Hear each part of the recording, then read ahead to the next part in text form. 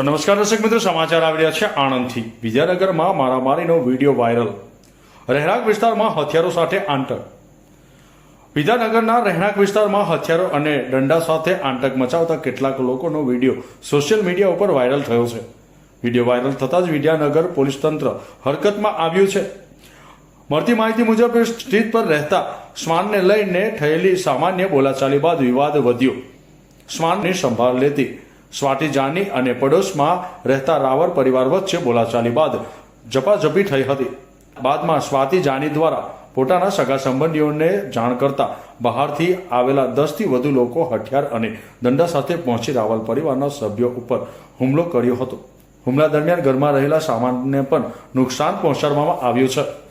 વિડીયોમાં સ્પષ્ટ રીતે દેખાઈ રહેલા કેટલાક પ્રોફેશનલ લોકો આંતક મચાવતા દેખાય છે, જે બાદ પોલીસ તંત્ર સક્રિય બન્યું છે। વિદ્યાનગર પોલીસે હાલમાં 3 શંકાસ્પદ વ્યક્તિઓને રાઉન્ડ અપ કર્યા છે, તેમજ વિડીયોમાં દેખાતા 10 થી વધુ લોકો સામે ગુનો દાખલ કરવાની કાર્યવાહી હાથ ધરવામાં આવી છે। પોલીસ દ્વારા ક્રોસ ફરિયાદ લેવાની શક્યતા પણ વ્યક્ત કરવામાં આવી રહી છે। મળતી વિગતો અનુસાર સ્વાતિ જાની એક સિંગલ માતા છે, જે પોતાના સગીર પુત્ર સાથે શ્રીજી બંગલોમાં રહે છે। તેમના જણાવ્યા મુજબ સલામતીના હેતુસર તેમણે કેટલાક સંબંધીઓને ફોન કર્યો હતો। બીજી તરફ રાવલ પરિવારનું કહેવું છે કે સ્વાતિ જાની દ્વારા ભાડુતી ગુંડા બોલાવીને હુમલો કરવામાં આવ્યો છે। ઘટનામાં લગભગ 4 લોકોને ઈજા પહોંચી હોવાનું જાણવા મળ્યું છે। આ સામાન્ય મામલે અસામાજિક તત્વોને પોલીસનો દર રહ્યો નથી તેવી ચર્ચાએ જોર પકડ્યું છે। Shabir પઠાણનો report, news today, Anand. હું ઉપનિશ કીર્તિકુમાર રાવલ, બાકરોલ શ્રી બંગલો 7 નંબરમાં રહું છું।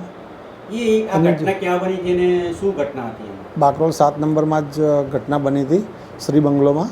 એકચ્યુઅલી બાજુમાં એક સ્વાતિ બારોટ કરીને બેન છે, એ આર્કિટેક્ટ છે અને એ રખડતા કૂતરાઓને સોસાયટીમાં ભેગા કરે છે અને રખડતા જ રહે છે। પછી કૂતરાઓ સોસાયટીમાં બધા કોઈ બી અવર જવર કરે, ગાડી કે 2 વ્હીલર લઈને જાય, ચાલતા હોય તેની પાછળ પડે, ભસે છે અને પાછળ પડે છે અને આખી સોસાયટીમાં બધાને ત્યાં ગંદુ કરે છે। એટલે એ માટે 1 મહિના પહેલાં સોસાયટીમાં મિટિંગ થઈ હતી। એમાં સોસાયટીના પ્રમુખને બિલ્ડરે એમને કીધું હતું કે આ કૂતરા કાં તો તમે તમારા ઘરમાં પટ્ટો બાંધીને રાખો, તમારા રાખવા જ હોય તો, અને જે કંઈ 2 નંબરને બગાડે છે એ તમે એને ટ્રેન કરીને બહાર લઈ જાઓ, સોસાયટીની બહાર કરે કે બીજે ક્યાંય કરે, બીજા કોઈના ઘર ના બગાડે, એવું બધું। પણ એણે કશું ગણકાર્યું નહીં કે એટલે તમે આવું કરીને તો સોસાયટીવાળાને તકલીફ ના પડે, પણ એ મહિનાથી એણે કશું ગણકાર્યું નહીં। પછી સોસાયટીમાં એક બીજા ઉંમરવાળા વડીલ છે, લગભગ 75 વર્ષના કાકા, એમને તો જો કૂતરા પાછળ પડે ચાલવામાં બી તકલીફ છે, એટલે જો ચાલતા સોસાયટીમાં બહાર ચાલવા નીકળે કે કંઈ બી કામ માટે નીકળે તો બી એમને તકલીફ થાય એવું હતું। એટલે એમને તો પાછળ પડે, ભસે તો પડી જાય તો 80 વર્ષના ઉંમરની શું હાલત થાય। એટલે એમને કોઈ ઓળખીતા હતા જે કોઈ જીવદયાવાળા હશે પ્રેમી, એટલે એમનો નંબર લઈને એમને કીધું, એટલે એમને ત્યાંથી કોઈ માણસ લઈને આવ્યા, એમની પોતાની ગાડીમાં એ જીવદયાવાળા ભાઈના ત્યાં બધા કૂતરા શિફ્ટ કરાવી દીધા। અને પણ આ બી એને ખબર પડી એટલે એણે આ ભાનુભાઈ કરીને એમનો ડ્રાઈવર છે, એમને ધમકી આપી, અને મહેશભાઈ પટેલ છે એમને બી ધમકી આપી એ બેને, અને બધું એડ્રેસને બધું લઈ આવ્યા અને ત્યાંથી કૂતરાઓને પાછા લઈ આવી। એવું ગઈકાલે રાત્રે એ બધાને પાછા લઈ આવી। એટલે ગઈકાલ રાત્રે કૂતરાઓ એટલું બધું ભસ્યા અને ફરી બધાની પાછળ પડે ને એવું બધું કર્યું। એટલે અને સવારના પોરમાં ઉઠીને ઘર ખોલ્યું તો ઘરના આંગણામાં એમણે બધું બગાડેલું હતું, કૂતરા બધી બાજુ, ઘરના આંગણામાં, બગીચામાં, બધી 4 જગ્યાએ। એટલે 5-6 કૂતરાઓ એટલે કેટલું બગાડે। એટલે મારી વાઈફ એમને કહેવા ગઈ, રિક્વેસ્ટ કરવા કે ભાઈ આ રીતે તમે આવું લાયા છો, આ બધું બગાડે તો એ અમે હેરાન થઈએ, રાત્રે ઊંઘવા નથી દેતા એ હેરાન થઈએ, આવું શું કરવા કરો છો, પડોશીને હેરાન થવાનું। તો એણે તેવી ધમકી આપી, તમારે રહેવું હોય તો રહો અહીંયા આગળ, આ જે છે એ રીતે જ ચાલશે, એમ તમારે જે થાય કરવું હોય તો છૂટ છે, આ કૂતરાઓ રહેશે, તમારે ના રહેવું હોય તમે અહીંથી સોસાયટી ખાલી કરીને જતા રહો, ઘર ખાલી કરીને જતા રહો, એમ કરે। એટલે એ વખતે હું તો ઓફિસ જવા નીકળી ગયેલો, પણ મારા બંને સન હતા, તો એનો પાછો છોકરો બી એવી રીતે દાદાગીરીથી મારી વાઈફ જોડે વાત કરી, ધમકી આપીને એવી રીતે। તો એણે મારા બંને સને એને સમજાવ્યું કે ભાઈ તમે છોકરાને તો એવા સંસ્કાર આપો કે ભાઈ આવું સામે ના બોલે મોટી ઉંમરવાળાને, એમ। તો એણે પછી કોઈ ઉમંગ ઇનામદાર કરીને છે, બિલ્ડર છે આણંદના, એને બોલાયો, અને એક હેતલ પટેલ કરીને છે, એ એની વાઈફનો સાળો છે, એટલે વાઈફને 4 જણા આવ્યા અને મારા બંને સન તો પછી ઓફિસ જવા નીકળી ગયા હતા। તે 4 જણા આવીને ઘરના લેડીઝ, મારી મમ્મી, મારી વાઈફ, મારી મમ્મી ને મારા અને મોટા છોકરાની વાઈફ, એ 3 લેડીઝ એકલા હતા. ત્યારે એમને ધમકી આપી, તમે લોકો અમને ઓળખતા નથી, તમારાથી થાય એ કરી લો, જે કરવું હોય કરી લો.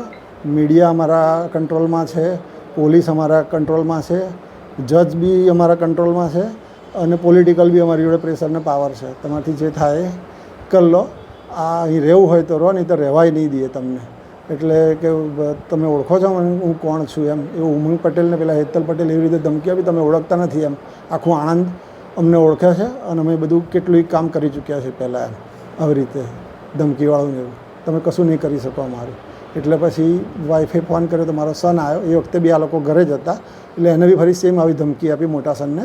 એટલે એણે પછી મને અને મારા નાના સનને, અમે 2 બહાર ઓફિસ ફેક્ટરી હતા, એટલે અમને બંનેને બોલાયા કે આરો તો આવી ધમકી આપે છે ને કે તમારી હિંમત હોય તો 15 મિનિટ રોકાઈ જુઓ, 15 મિનિટમાં તમને ખબર પાડી દઈએ છે કે અમે કોણ છીએ એમ. એવું કરીને હજુ તો પછી હું આવ્યો 10 મિનિટમાં, મારો સન આવી ગયો નાનો.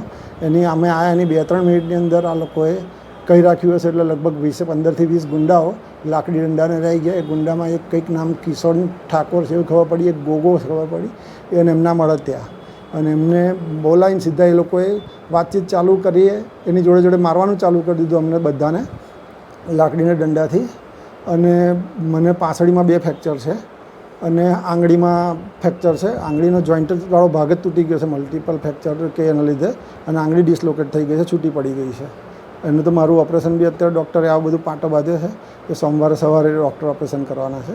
અને મારા સનની એ થોડો વિડીયો લેતો હતો, જે તમે મીડિયામાં જોયો હશે, એ વિડીયો લેતો હતો, એટલે એનો ફોન તોડી નાખ્યો લાકડી દંડો મારીને. એને બી હાથે બી વાગ્યું, ખભે બી મૂઢમાર વાગ્યો, અને પછી એને પડી ગયો એટલે એને આ પગની ટચલી આંગળી પર બી દંડો માર્યો, તો એ આંગળી છૂટી જ પડી ગઈ છે. ડૉક્ટરે હવે એવું કીધું છે 10 દિવસમાં જો સંધાય છે તો ઠીક છે, નહીં તો આંગળી કાપી નાખવી પડશે. એવી રીતે અમે બંને અત્યારે હોસ્પિટલમાં દાખલ થયેલા છે. અને એ પત્યા પછી બી આ લોકોએ કે તમે જોઈ લીધું ને અમે કોણ છીએ, જો તમારામાં હવે આણંદમાં તમને રહેવા નહીં દઈએ, જો પોલીસ સ્ટેશનમાં ગયા કે કોઈ બી મીડિયામાં વાત કરી અથવા તો ગમે તે કોઈને આગળ પોલિટિકલ કે કંઈ બી પ્રેશર લાવ્યું તો તમને આણંદમાં જીવતા રહેવા નહીં દઈએ અને આણંદ છોડીને જવાની તમારી નોબત આવી જશે. કે ગુજરાતમાં બી રહેવા નહીં દઈએ, તમે ઓળખતા નથી, અમે એકલા આણંદ નહીં, આખું ગુજરાતને પોલિટિકલ બધું અમે પહોંચી વળેલા છીએ. એવી ધમકી આ 4 જણાએ વારાફરતી લેડીઝને બી આપી અને અમને જેન્ટ્સને બી આપી. ઇવન મારા સનને દવાખાને લઈ જવો તો બેભાન થઈ ગયો હતો, તો એના માટે બી એ લોકો જાય નહીં, આવા ગુંડા આવા તત્વોને બોલાવી રાખેલા, તો એના માટે બી અમારે પહોંચતા અડધો પોણો કલાક થઈ ગયો. એટલે એના લીધે એની આંગળી કાપવાની નોબત આવી ગઈ. જો એ તરત અમે પહોંચી શક્યા હોત ને તો કદાચ એની આંગળી બચી જાત. એટલે આવી રીતે હેરાન કરે છે.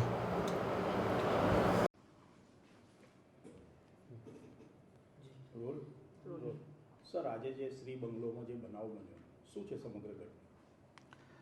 આજરોજ પર્વ ઉપનીશ રાવલ રહેવાસી બાકરોલ બેકલેન્ડ બેકરી પાસે શ્રી સોસાયટી નાઓએ વિદ્યાનગર પોલીસ સ્ટેશનમાં આવી પોતાની ફરિયાદ હકીકત જાહેર કરેલ છે કે તેમના પાડોશમાં રહેતા સ્વાતિબેન જાની રખડતા કૂતરાઓને જમવાનું આપતા હોય અને તેનાથી સોસાયટીના છોકરાઓને અને અન્ય વ્યક્તિઓને કરડવાનો ડર હોય, જેથી તેઓને આ બાબતે ઝઘડો થતાં આજરોજ સ્વાતિબેન જાનીના પરિવાર અને પર્વ ઉપનીશ રાવલના પરિવાર સાથે લડાઈ ઝઘડો થયેલો હતો.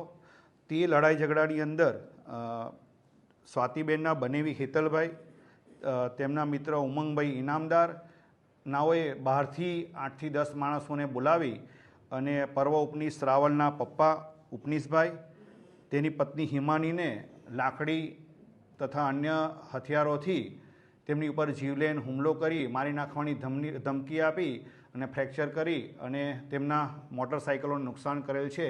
તે બાબતે ફરિયાદ આપતા આ બાબતે વિદ્યાનગર પોલીસ સ્ટેશનમાં ગુનો રજીસ્ટર કરવામાં આવેલો છે.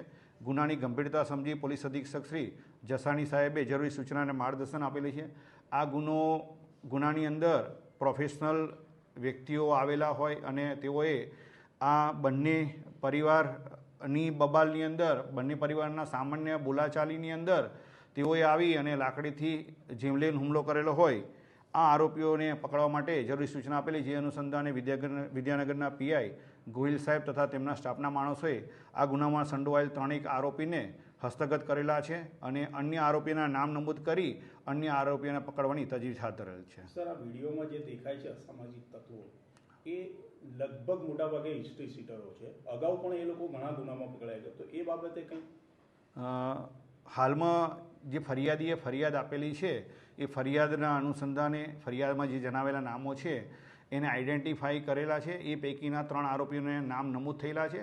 એ આરોપીઓની પૂછપરછ કરી આ ગુનામાં સંડોવાયેલ અન્ય આરોપીઓ છે એ બાબતે પૂરતા પુરાવા એકત્રિત કરી અને તેના વિરુદ્ધમાં અટક કરીને કાયદેસરની કાર્યવાહી કરવામાં આવશે. આ અગાઉ જો અટક કરવામાં આવનાર આરોપી જે આ ગુનામાં સંડોવાયેલા છે તેમના વિરુદ્ધમાં 1 કરતાં વધારે ગુનાઓ હશે તો સંગઠિત ગુનાની જે કલમ છે એનો પણ ઉમેરો કરવામાં આવે છે અને તેઓના વિરુદ્ધમાં પાસા તડીપારના જે પણ યથાયોગ્ય અટકાયતી પગલાં હશે તેઓ પણ લેવામાં આવશે.